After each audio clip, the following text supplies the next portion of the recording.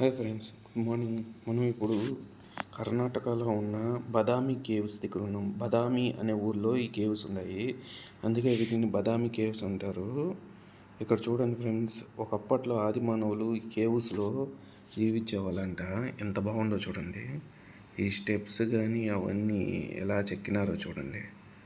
చాలా సూపర్గా ఉంది ఫ్రెండ్స్. ఈ కేవ్స్లోనే విక్రమార్కుడు షూటింగ్ చేసినాడంట. అది వేరే దగ్గర ఉంది, కేవ్ నెంబర్ 1 దగ్గర ఉంది. ఇది కేవ్ నెంబర్ 2.